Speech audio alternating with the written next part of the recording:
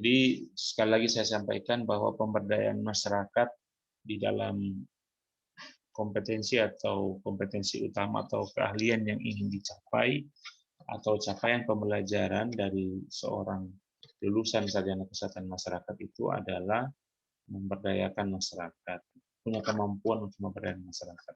Nah, siapa yang mau ingin berikan pendapatnya tentang apa yang Anda tahu tentang pemberdayaan masyarakat? Saya, Pak. Ya, silakan bilang. Kalau menurut saya pemberdayaan masyarakat itu adalah upaya untuk meningkatkan agar masyarakat memiliki inisiatif dalam melakukan kegiatan sosial.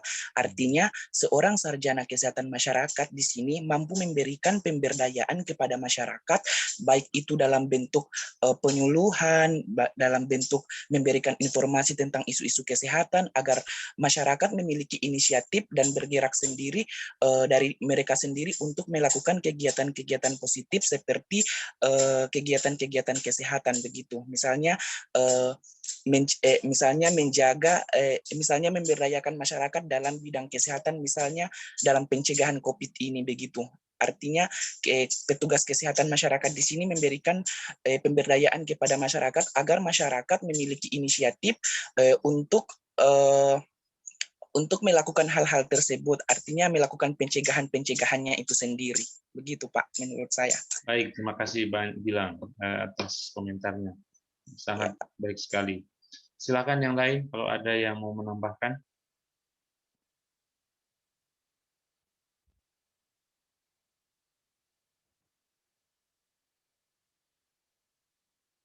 Silakan kalau ada yang mau menambahkan lagi apa yang Anda pahami tentang pemberdayaan masyarakat. Secara sederhana, secara apa yang Anda di pikiran Anda tentang apa pemberdayaan masyarakat, silakan sampaikan.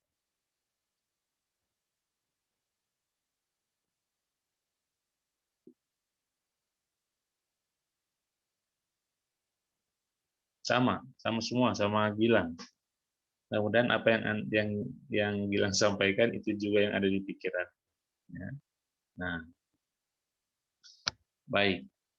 Jadi adik-adik sekalian bahwa memberdayakan masyarakat itu gampang diucapkan, tapi agak sulit.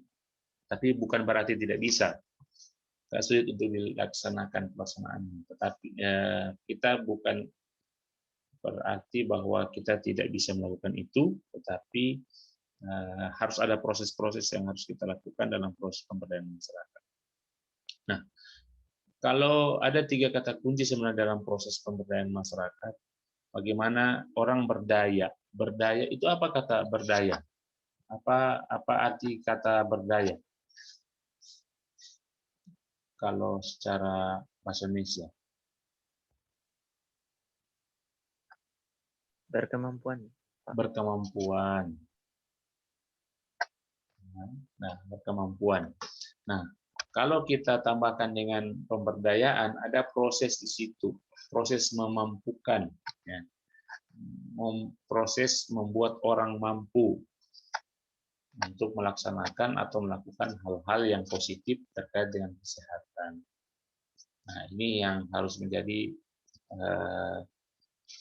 pengertian bersama secara sederhana dari sisi etimologinya, dari sisi suku katanya, bahwa berdaya itu punya kemampuan, dan ketika ditambahkan dengan imbuhan pemberdayaan, ada proses yang dilakukan itu memampukan atau membuat orang lain, atau dalam hal ini adalah masyarakat, membuat mereka itu punya kemampuan. Kemampuan apa yang kita inginkan? Kemampuan untuk berperilaku, menjaga kesehatan, dan meningkatkan kesehatan mereka. Nah, apalagi di masa pandemi ini, proses pemberdayaan itu sangat-sangat penting. Nah, oleh sebab itu, mari kita lihat bagaimana pemberdayaan masyarakat dalam promosi kesehatan. Masih kelihatan slide-nya? Masih, Pak. Masih ya. Nah,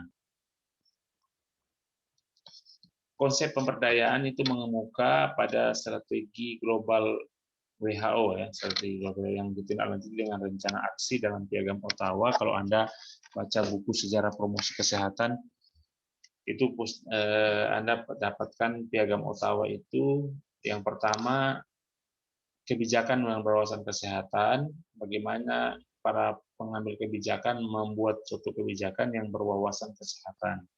Kemudian menciptakan lingkungan yang mendukung, lingkungan yang bersih, lingkungan yang sehat, lingkungan yang yang kualitas udaranya baik dan sebagainya. Kemudian reorientasi dalam pelayanan kesehatan, bagaimana pelayanan kesehatan itu ditingkatkan, kemudian ketika ada permasalahan kesehatan, pelayanan kesehatan di Yankes merupakan pertolongan. Kemudian keterampilan individu, yang dimaksudkan keterampilan individu dalam Piagam Ottawa adalah bagaimana seseorang secara individu itu bertanggung jawab terhadap kesehatannya, dia terampil, mampu untuk melakukan hal-hal yang positif dalam mendukung kesehatan individunya. Nah, ini yang penting adalah gerakan masyarakat. Bagaimana masyarakat itu sama-sama bergotong royong, sama-sama membuat bersama semua masyarakat, elemen masyarakat untuk bergerak sama-sama dalam menjaga dan meningkatkan kesehatan mereka. Ini yang menjadi rencana aksi, menjadi latar belakang dari konsep pemberdayaan. Nah, perkembangan adopsi pemberdayaan ke dalam promosi kesehatan terdapat pada beberapa tolak pencapaian itu pada Piagam Ottawa. Partisipasi adalah elemen utama dalam definisi promosi kesehatan. Jadi, kalau Anda lihat definisi promosi kesehatan, bagaimana membuat orang atau memampukan masyarakat. Nah, untuk memampukan masyarakat, maka harus ada partisipasi, keikutsertaan masyarakat dalam pelaksanaan untuk meningkatkan kesehatan masyarakat. Kemudian ada Wallstein dan Bernstein, pendidikan pemberdayaan masyarakat diadopsi untuk meningkatkan efektivitas pendidikan kesehatan. Jadi ini awal-awalnya bagaimana perkembangan pemberdayaan masyarakat itu merupakan bagian dalam promosi kesehatan. Nah, ini beberapa. Nah, kemudian Promkes, bagaimana pemberdayaan itu dijadikan sebagai upaya untuk meningkatkan efektivitas dan pelestarian program. Bagaimana program-program ini, setiap program yang ada di masyarakat itu akan berlangsung lama, lestari, efektif itu apabila ada proses pemberdayaan atau proses memampukan masyarakat yang melakukan kegiatan-kegiatan tersebut. Kemudian ada deklarasi Jakarta,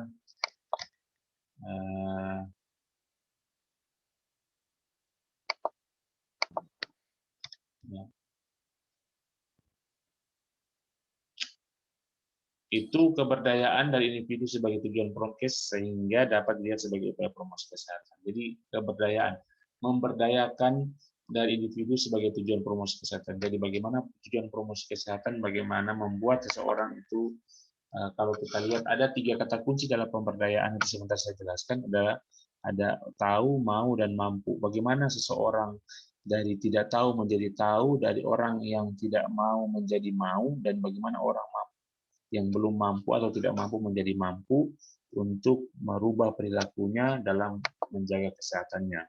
Nah, ini yang harus kita sama-sama belajar sehingga nanti di masyarakat kita punya kemampuan untuk memberikan motivasi, memberdayakan masyarakat agar masyarakat itu punya kemampuan dalam menjaga kesehatan atau meningkatkan kesehatan. Ini kemudian menurut Nurdin, pemberdayaan itu adalah inti promosi kesehatan. Yang namanya juga promosi kesehatan adalah bagaimana memampukan seseorang untuk berperilaku menjaga dan meningkatkan kesehatannya. Maka di dalam proses memampukan itu ada proses pemberdayaan, memberdayakan, memampukan mereka.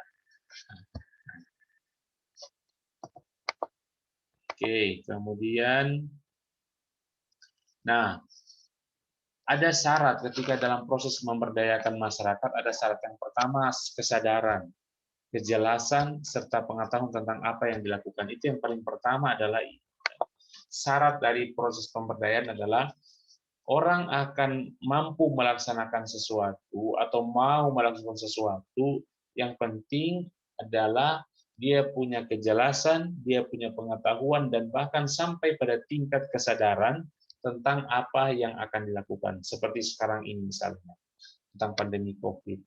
Nah, orang akan bisa diberdayakan untuk mematuhi protokol kesehatan apabila dia punya pengetahuan yang pengetahuan yang cukup, kejelasan terkait informasi ini, dengan kesadaran yang penuh untuk menjalankan itu. Nah, sekarang ini kan di zaman teknologi ini banyak sekali hoax, banyak sekali informasi yang yang benar dan tidak benar sudah hampir-hampir sama.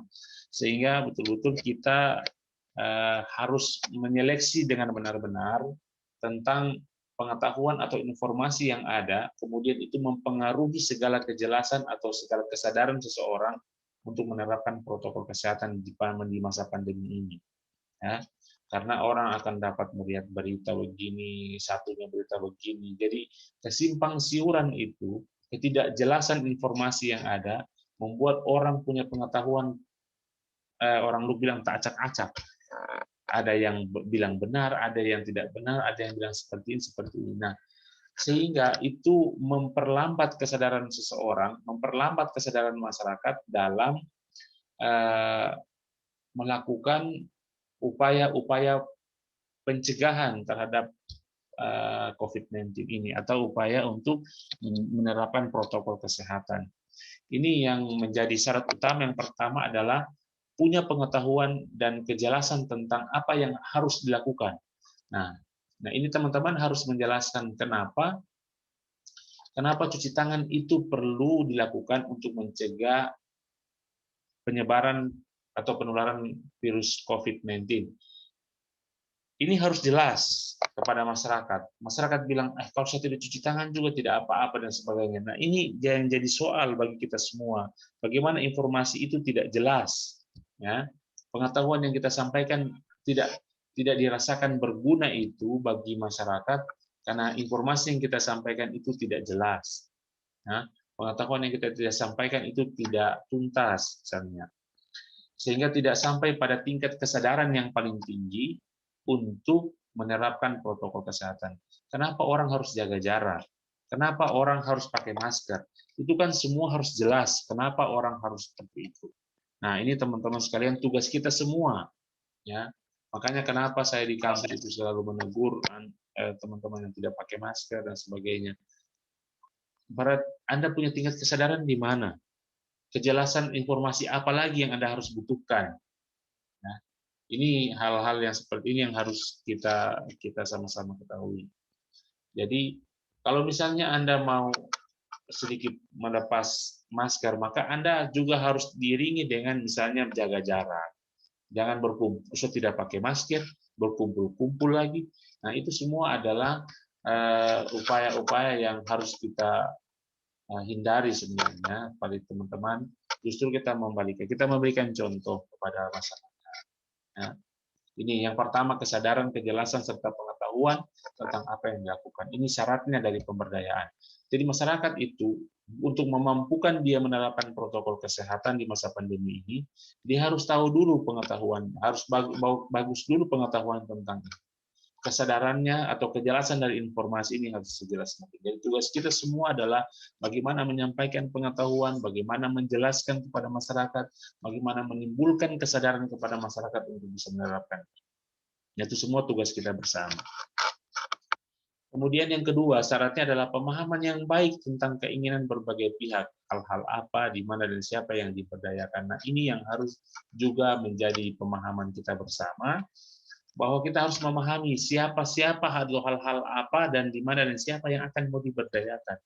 Dalam bentuk apa proses pemberdayaan? Misalnya kita mau sampaikan pemahamannya dalam bagaimana hal-hal yang kita inginkan berupa masyarakat menerapkan protokol kesehatan di masa pandemi, itu mereka pahami dengan baik.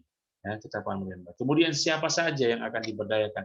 Siapa yang akan dimampukan untuk menerapkan protokol kesehatan adalah masyarakat. Kita harus pemahaman dulu itu, ya, menyampaikan pemahaman itu.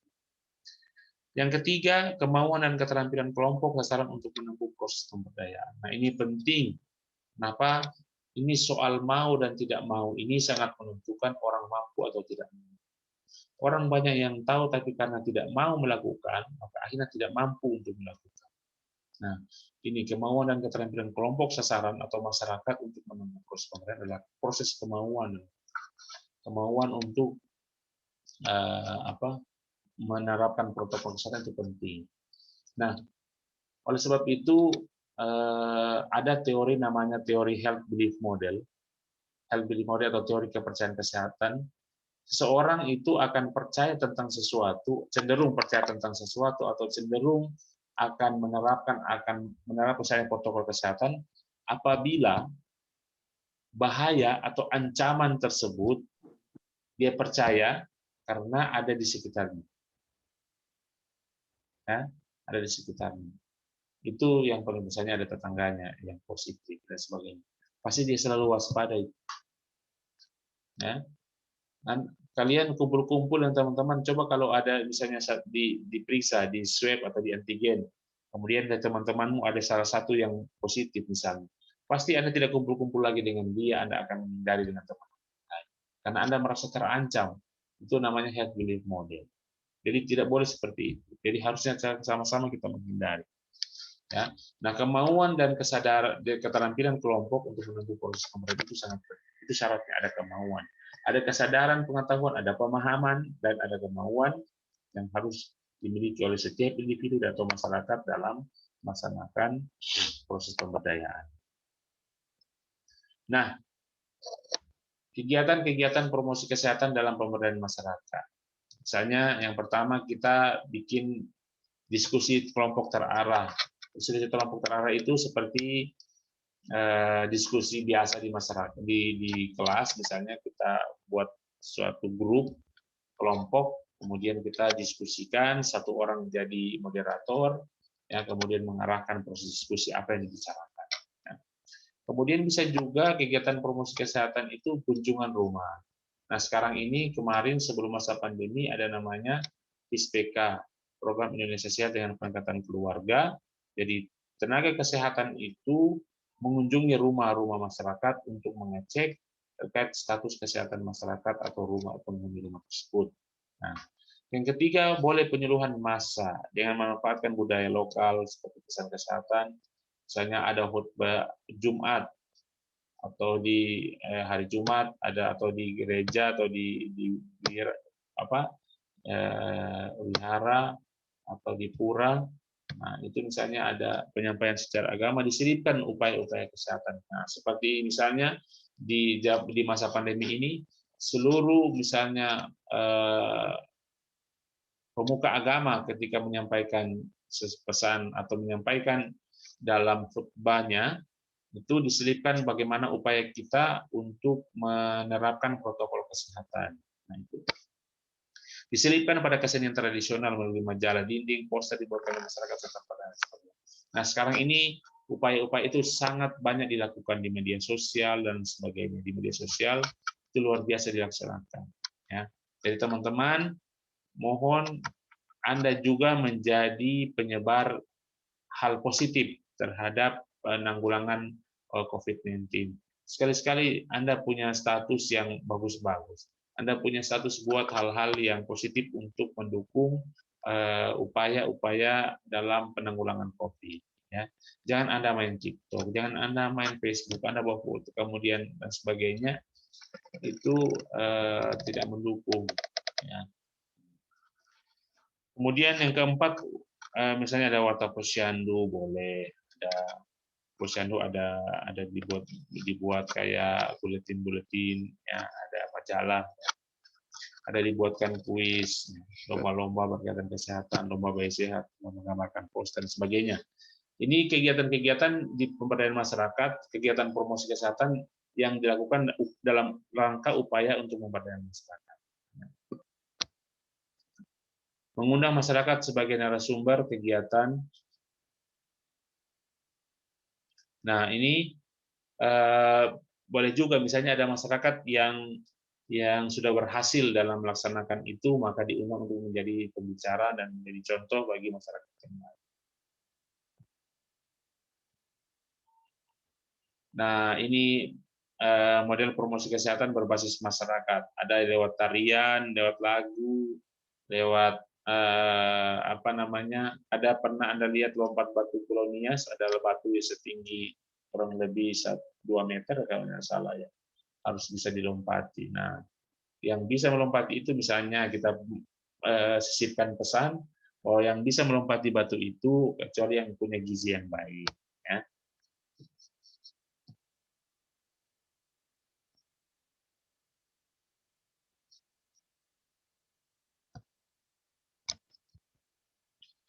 Nah, ini penggerakan swadaya masyarakat, upaya memberdayakan masyarakat atau pengembangan peran aktif masyarakat melalui proses pembelajaran yang terorganisasi. Jadi begini, yang pertama kita menginginkan begini, bagaimana masyarakat itu punya kemampuan untuk mengidentifikasi masalah dan penyebabnya. Nanti Anda ini kan semester 4 ya, Anda mau turun PBL. Anda mau turun PBL ini, tugas Anda adalah mengidentifikasi masalah dan penyebabnya. Nah, paling tidak Anda ketika menjadi petugas kesehatan, Anda menjadi seorang pendamping atau fasilitator pendamping masyarakat untuk masyarakat bisa melakukan identifikasi, paling tidak Anda pernah melakukan ini. Ya, mengidentifikasi permasalahan yang ada di masyarakat itu adalah hal yang paling utama dalam upaya program-program penanggulangan permasalahan kesehatan. Kita harus tahu dulu apa permasalahan kesehatan untuk ditanggulangi. Bagaimana caranya kita mau melaksanakan program sementara kita tidak tahu apa permasalahannya. Jadi semua harus berbasis problem solver. Harus berbasis problem solving artinya semua kegiatan harus berbasis penanggulangan masalah. Ini yang penting untuk diketahui teman-teman sekalian ya. Nah, setelah kita identifikasi permasalahan dan penyebabnya, kita tahu oh ini masalah ini penyebabnya, masalah ini penyebabnya, masalah ini penyebabnya.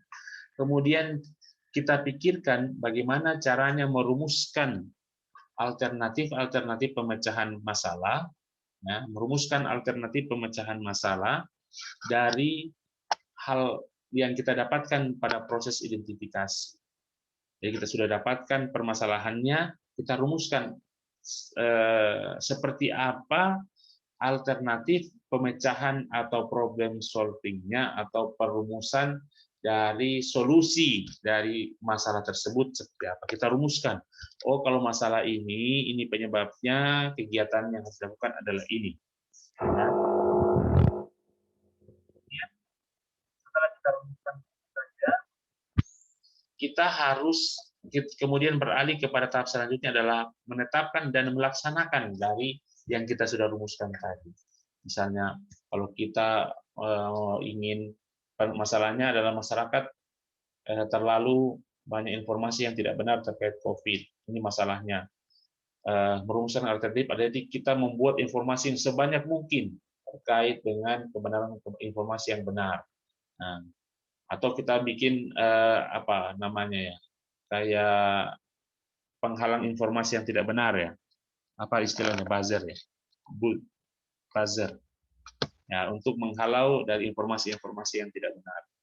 Nah, setelah kita lakukan itu, kita laksanakan itu dengan segala fasilitas, segala apa namanya sumber daya yang ada, kita laksanakan kegiatan-kegiatan itu. Nah, setelah kita lakukan kegiatan, kita tahap selanjutnya adalah bagaimana kita memantau dan evaluasi untuk sustainability-nya atau keberlangsungannya atau terus-menerusnya dari kegiatan tersebut. Ya. Memantau, mengevaluasi dari apa yang sudah kita lakukan. Nah, setelah itu kita tetap balik ulang ke sini lagi. Masalah itu selesai atau tidak selesai. Masalah itu apa berkurang atau tidak berkurang. Nah, kita identifikasi lagi. Kalau belum berkurang, apalagi permasalahannya. Itulah siklus dalam penyelesaian masalah atau siklus proses problem solving. Problem solvingnya adalah bagaimana mengidentifikasi, bagaimana merumuskannya, bagaimana menetapkan, bagaimana memantau. Nah, dalam proses keempat proses ini itu ada disebut proses pembelajaran di dalam.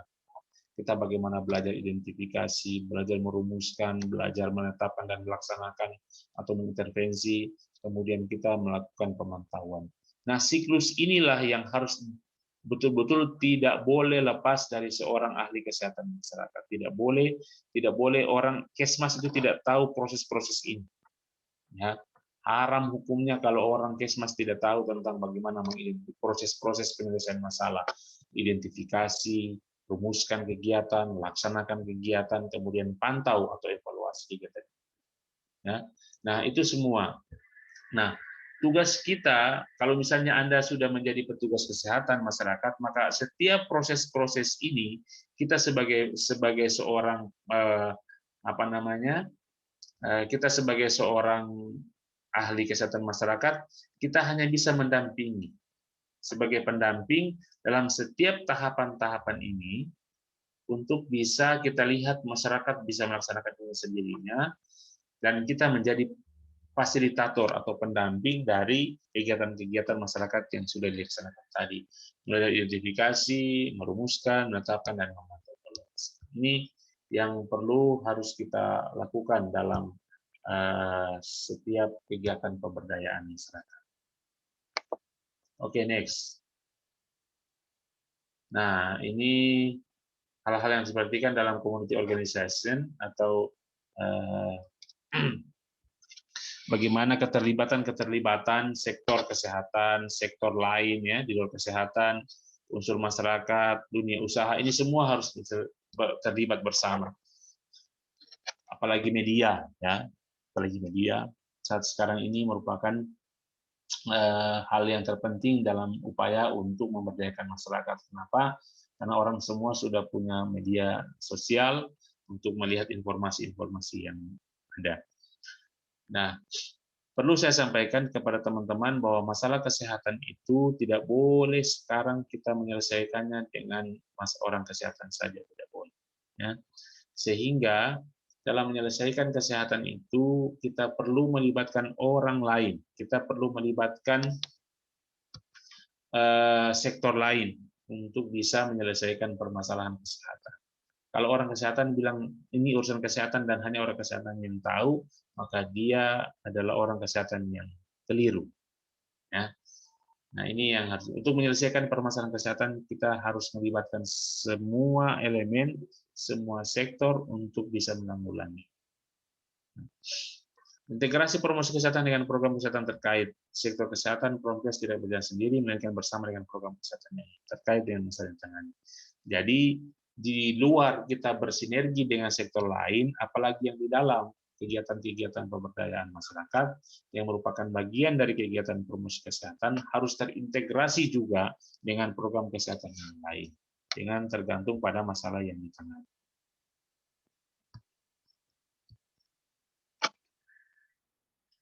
Nah, kemudian review terhadap apa yang pernah dilakukan. Kita melihat kembali, mengevaluasi ya, mereview. Tidak melakukan hal-hal yang bersifat instruktif atau ditargetkan oleh pemerintah dari atas. Pemerintah hanya memfasilitasi, mendampingi, dan membantu. Ini yang harus kita lakukan adalah bagaimana seorang, misalnya pemerintah kita harapkan adalah mereka menjadi fasilitator. Misalnya tenaga kesehatan, memfasilitasi, mendampingi, atau bahkan membantu. Bertahap dan kegiatannya bertahap melalui daerah yang percontohan. Misalnya penanggulangan stunting, daerah Kabupaten Banggai menjadi contoh di Indonesia dari 4 kabupaten pertama dalam penanggulangan stunting di Indonesia. Nah, pemerintah sebagai fasilitator. Jadi pemerintah sebagai fasilitator kepada masyarakat, pelaksanaan no. Ya, harusnya dalam proses pemberdayaan seperti itu. Pemerintah tidak boleh menjadi pelaksana dalam proses apapun di masyarakat. Itu yang kita inginkan, sehingga dia menjadi fasilitator, kemudian yang menjadi pelaksana itu adalah masyarakat. Jadi kemudian tokoh masyarakat, LSM, dunia usaha, dan lain-lain itu menjadi endorser, ya, orang yang mendukung itu untuk menciptakan ini virus NACH, etos kerja, virus etos kerja. Jadi disebarkan virus-virus yang baik ini. Ya, masyarakat itu disebar jadi tokoh masyarakat, tokoh agama, LSM dan sebagainya menjadi contoh, kemudian kepada masyarakat, dan mereka yang melaksanakan itu kemudian mencapai target. Ini kita inginkan sebenarnya dalam proses pemberdayaan seperti ini. Pemerintah sebagai fasilitator, kemudian tokoh masyarakat, tokoh agama dan sebagainya itu menjadi pendukung dan sebagainya, juga pelaksanaan kegiatan, dan masyarakat sendiri sebagai pelaksana, sehingga mereka intinya kegiatan pemberdayaan masyarakat adalah bagaimana masyarakat dari mulai tahu, mau, dan mampu oleh masyarakat, yang dari mereka idenya dilakukan oleh mereka dan manfaatnya dirasakan oleh mereka juga. Nah, itu yang perlu kita sampaikan. Jadi masyarakat, bagaimana masyarakat mampu mengidentifikasi permasalahannya, mereka yang merumuskan mampu merumuskan kegiatan apa yang harus kita lakukan, dan mereka juga yang akan melaksanakannya, memantaunya, dan mereka juga yang mendapatkan hasilnya apa yang mereka lakukan.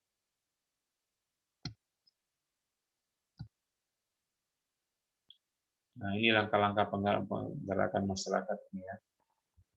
Pendekatan tokoh masyarakat, kemudian survei mau sendiri, ini langkah-langkah penggerakan masyarakat. Nanti Anda baca saja. Musyawarah masyarakat desa, kemudian pelaksanaan kegiatan, kemudian pembinaan dan pengembangan. Pengembangan itu memproses melahirkan UKBM, usaha kesehatan berbasis masyarakat. Kemudian pembinaan melestarikan dan membesarkan, atau yang melestarikan kegiatan-kegiatan.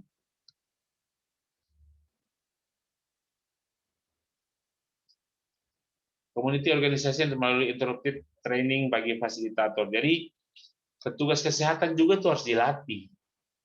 Jadi kita sebagai seorang tenaga kesehatan itu juga harus dilatih. Jangan-jangan masyarakat lebih jago dari kita. Ya, ini yang harus menjadi motivasi bagi kita, bagi orang SKM. Anda harus malu dong. Malu dalam arti positif adalah kalau Anda turun di lapangan, kemudian nanti Anda yang diajari oleh masyarakat yang tidak selevel sekolahnya dengan Anda, itu malu namanya. Ya, harusnya Anda yang lebih cenderung banyak informasi-informasi kesehatan, kegiatan-kegiatan apa yang dilaksanakan di sana, justru Anda harus memberikan motivasi dan sebagainya, ilmu pengetahuan dengan mereka. Harus ada bedanya dengan Anda dengan mereka. Ini yang perlu makanya jangan pernah Anda, kalau Anda sudah memutuskan Anda menjadi seorang mahasiswa, maka segala konsekuensi itu melekat pada Anda. Ya. Kemudian apalagi Anda menjadi orang yang terpelajar di kampung Anda, maka melekat juga kewajiban atau tanggung jawab Anda untuk bisa membagikan ilmu pengetahuan Anda untuk di masyarakat. Ini yang harus Anda sadari. Ya. Jangan Anda pulang kampung karena cuma Anda paling terindah di rumah.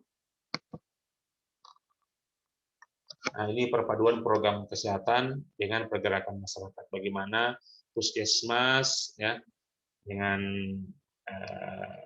rumah sakit dan juga di masyarakat. Oke, saya lanjut. Baik, itu saja. Ada yang mau ditanyakan dari proses-proses ini tadi? Silakan.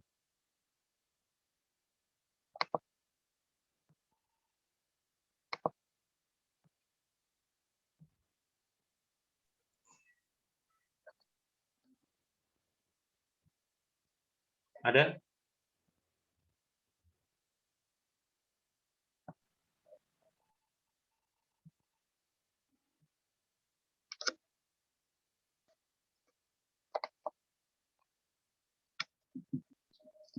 Saya Pak. Ya, silakan.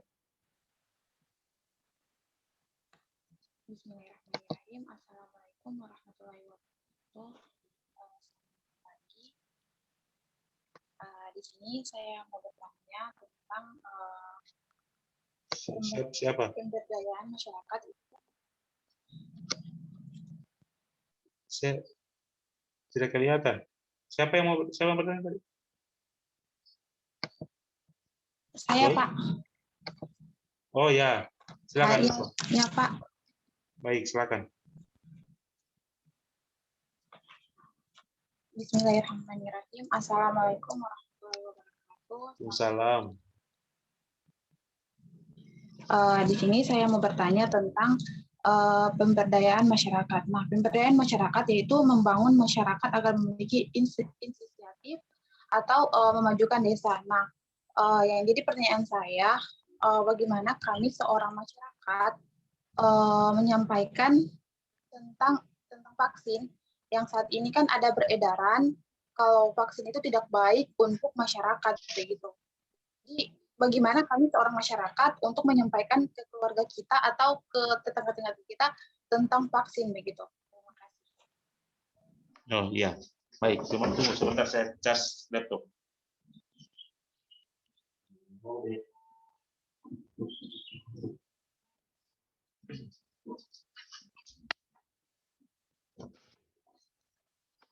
Ya, baik sekali.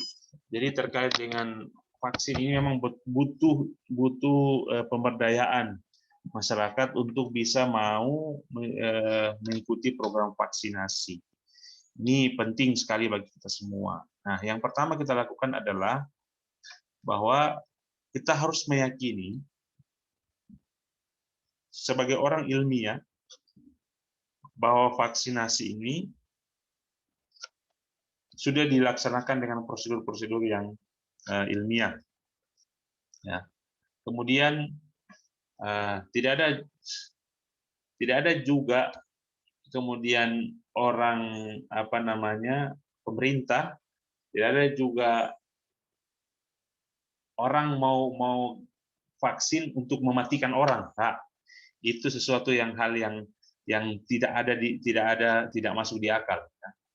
Nah, sehingga vaksinasi itu adalah proses untuk salah satu bentuk ada yang disebut dengan 5 level prevention di Kesmas itu ada namanya specific protection. Ada proses untuk melakukan proteksi secara spesifik terhadap suatu penyakit. Nah, ini vaksinasi. Nah, kita orang Kesmas sebagai masyarakat yang ilmiah, ini kita harus bisa menjelaskan kepada masyarakat, kepada keluarga kita, bahwa vaksinasi itu adalah proses satu-satunya jalan sekarang untuk pertama meminimalisir proses penularan penyakit. Ya. Yang penting, paling tidak proses vaksinasi itu adalah proses untuk membuat daya tahan tubuh kita, membuat imunitas kita terhadap virus COVID-19 ini bisa terbentuk. Ya, bisa terbentuk. Jadi upaya vaksinasi itu adalah upaya pembentukan antibodi terkait dengan virus COVID-19. Bagaimana melawan itu dengan antibodi? Karena Anda sudah mungkin baca, Anda sudah pernah dengar bahwa virus itu tidak ada obat. Nah, virus itu penangkalnya cuma satu, imunitas. Ya. Tidak ada obat kalau misalnya penyakit dari bakteri, ya, atau misalnya kayak diare dan sebagainya, itu kan disebabkan penyakit disebabkan oleh bakteri. Nah, itu ada misalnya dikasih antibiotik dan sebagainya, itu memungkinkan. Kalau virus itu tidak ada obatnya, dan obatnya hanya antibodi. Nah, dalam mempercepat proses pembentukan antibodi itu kan ada dalam tubuh. Proses vaksinasi ini adalah proses untuk bagaimana proses mempercepat pembentukan antibodi. Antibodi spesifik ya, bisa masukkan.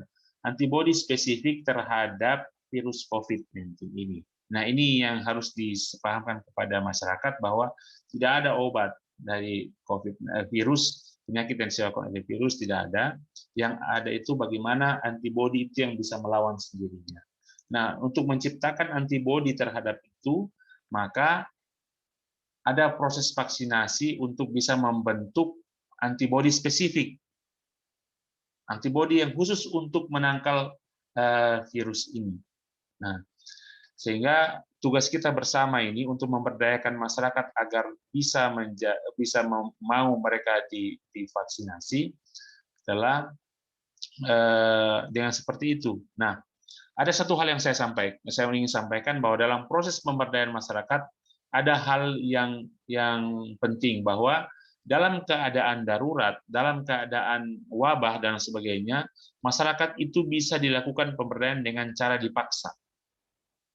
Nah, itu dimungkinkan. Kenapa? Bagaimana dipaksakan untuk mereka ikut vaksinasi agar tidak menimbulkan mereka kena kemudian menyebarkan kepada orang lain dan sebagainya. Itu dalam penanggulangan wabah. Kalau nanti coba Anda belajar juga investigasi wabah, mata kuliah investigasi wabah atau epidwabah dan bencana, itu di situ ada bagaimana proses ketika terjadi wabah, orang dipaksa untuk jangan keluar rumah, orang dipaksa jangan juga bepergian.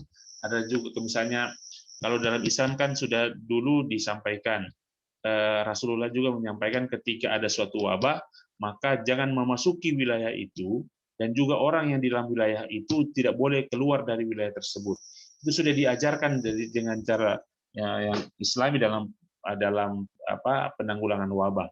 Ini semua adalah upaya-upaya kita untuk bagaimana meningkatkan kesadaran masyarakat bahwa ini benar-benar terjadi. Ini wabah ini benar-benar ada. Anda bisa nonton berita di Jakarta, ya kan tidak mungkin gubernur Jakarta berbohong, tidak mungkin juga para ahli-ahli kesehatan masyarakat itu berbohong. Karena kenapa? Karena buktinya adalah kalau bukan COVID-19, kenapa bisa selaju ini orang masuk rumah sakit? Ya, bahkan rumah sakit itu full dan itu masuk kepada bukan rumah sakit yang dipakai lagi untuk menampung dan merawat orang. Yang biasanya tidak seperti itu. Yang biasanya hanya rumah sakit yang menampung orang sakit. Nah, ini sudah sampai wisma atlet itu dipakai untuk dijadikan sebagai merawat orang. Siapa juga yang mau bawa bodoh-bodoh tidak sakit baru pergi mau dirawat. Ya. Jadi secara kalau kita pikir secara baru teman-teman yang harus berpikir matang-matang bahwa ini benar dan ini nyata dan ini fakta. Jadi tidak boleh kita main-main dalam menanggapi ini. Ya. Dan sekarang informasi terbaru bahwa Luwuk dan Luwuk Selatan itu dalam zonasi itu adalah zona merah. Jadi tolong hati-hati, ya. Tolong hati-hati dan tolong terapkan protokol kesehatan. Dan ini tidak main-main. Saya menyampaikan ini dan ini tidak main-main karena kenapa segala upaya ini dilakukan untuk meminimalisir pandemi ini, termasuk upaya-upaya vaksinasi. Ya. Nah, teman-teman, siapa yang sudah divaksin? Ada yang sudah divaksin? Ada Pak, saya. Aldin, nah, bagus. Ikut yang di mana kemarin? Di Kodim? Pas di Kodim, Pak. Oh iya. Nah, nanti sampaikan kepada teman-teman yang lain kalau yang nanti coba tanyakan ada Polres melakukan vaksinasi massal. Silakan Anda daftarkan diri Anda untuk bisa divaksin. Ya. Terlepaslah bahwa vaksin itu adalah syarat nanti misalnya mau buat SIM, mau buat apa dan sebagainya terlepas, tapi yang paling terpenting adalah paling tidak antibodi kita sudah terbentuk. Ya, tapi bukan berarti saya sudah divaksin, bukan berarti saya tidak pakai masker, tidak jaga jarak ya Aldin ya dan teman-teman yang sudah divaksin lainnya. Tetap harus penerapan protokol kesehatan. Ini yang paling penting. Sehingga teman-teman saya ingatkan sekali lagi kalau ada kesempatan untuk vaksinasi silakan ikut. Ya, kebetulan saya juga ikut dengan sama-sama. Itu saya duluan dengan teman-teman Aldi dan teman-teman. Saya ikut juga vaksinasi di Kodim. Dan teman-teman sekarang Polres sekarang lagi gencar-gencarnya untuk vaksinasi massal. Silakan Anda yang punya kenalan dan sebagainya atau Anda mendatangi di Polres untuk ikut mendaftar vaksinasi. Nah, ini upaya-upaya kita atau usaha kita, ikhtiar kita dalam upaya mengurangi penularan COVID-19. Ya, ini yang perlu saya sampaikan. Baik, ada lagi pertanyaan?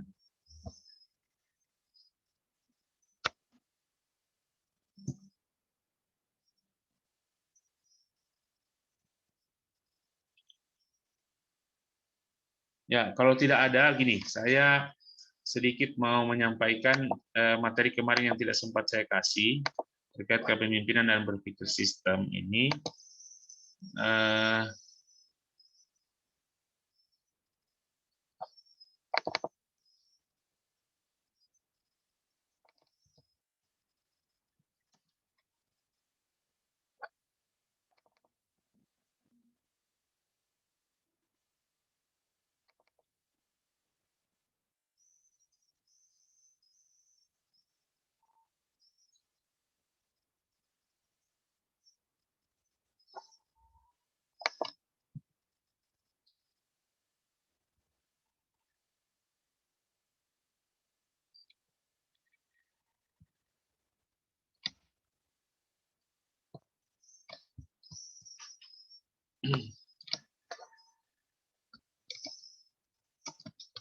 lima menit ya saya mau sampaikan.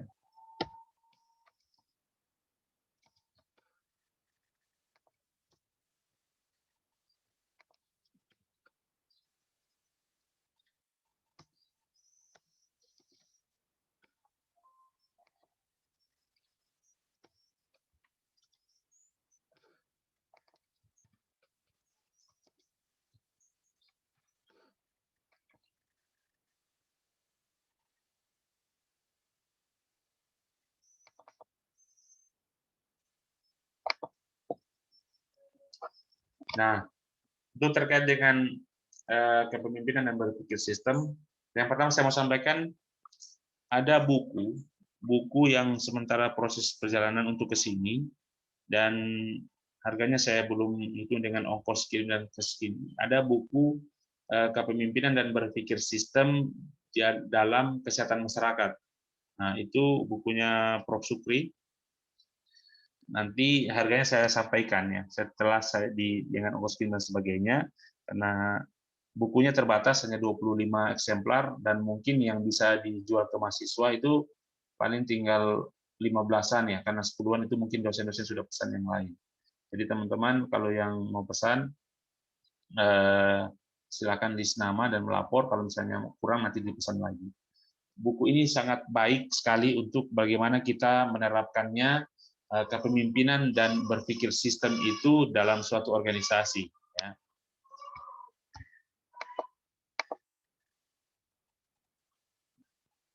Learning organisasi atau pembelajaran organisasi itu gini, ada prinsip dalam berorganisasi. Prinsip belajar ini yang harus kita terapkan dalam teman-teman.